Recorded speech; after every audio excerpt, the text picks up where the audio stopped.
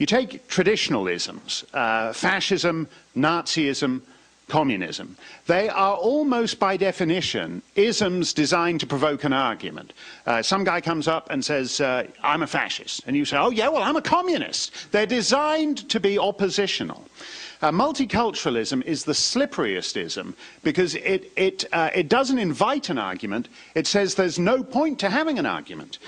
You know, it says basically, if everything is of equal value, what the hell is the point of talking about any of it? And that is what makes it such an elusive enemy to get a hold on. Now, almost every Western country has signed up to full-blown multiculturalism.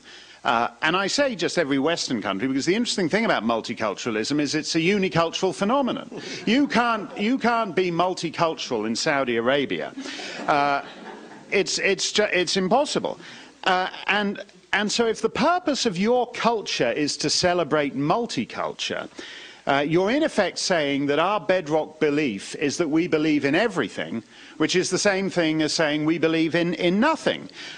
You know, our core value is that we have no core values. And that is what they teach in schools these days. I think multiculturalism is two things. It's a cult of ignorance. I said we were all, except for this rebel colonist here, we were all children of the British Empire. And I'm old enough to have been taught by old teachers who went back to the days when there was a big map in the classroom and the bits in it that were coloured red to mark the British Empire. It was, you know, that was the ultimate red state, not like the ones here. That was one serious red state. And these guys had spent a couple of years out in obscure islands teaching the natives about Shakespeare and the glories of Rome and all the rest of it. And they were very clear. They were tremendously multicultural in the sense that they knew tons and tons about other cultures. They knew phenomenal things about obscure tribes that nobody else was ever going to hear about. They could speak all kinds of obscure languages that nobody is ever going to speak. And yet, the fact of the matter is they knew all about these other cultures, but they knew which culture was objectively superior to that.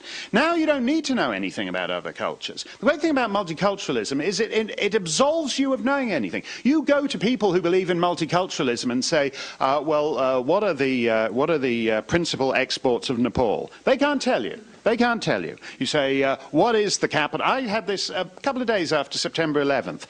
I went to Dartmouth College. I had to look something up in the library there. And outside the library, there's a demonstration saying, you know, war is never the answer, one of these things. And these guys were standing around. Elites, people mortgage their houses to send their kids to this place.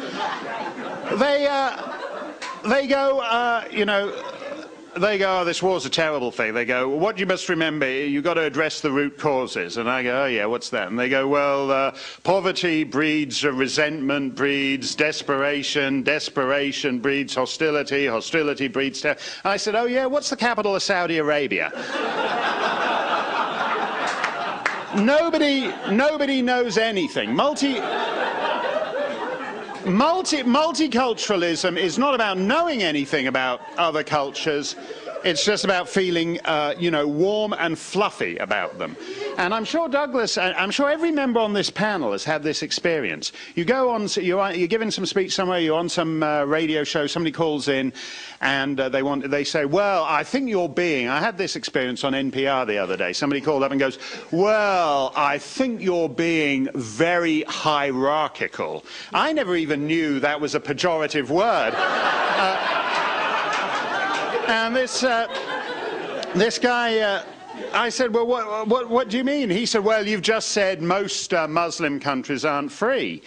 And I said, look, that is a fact. I said, if you take, for example, countries that just have 20% of the population's Muslim, only 3 of them qualify as free. Serbia and Montenegro, Benin and Suriname, and it will be interesting to see whether France will prosper as a 4th member of that group. And the guy goes, well, what do you mean there isn't free? They're not free. And then, so then you start reeling off objective statistics about literacy, about GDP per capita, about women's rights, about votes and democracy. These are facts, what we used to call before the multicultural age, facts. So you reel off 5 facts and the guy goes, oh yeah, well that's just your opinion. I mean, Robert Frost famously said of free verse that it was like playing tennis with the net down, and the trouble with having a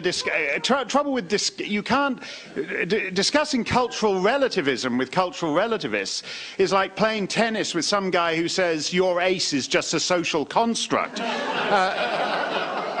You can't, so that is why it is really the most elusive thing that we have to deal with in our society. It's all but impossible, simply because it's a denial of reality. Absolutely.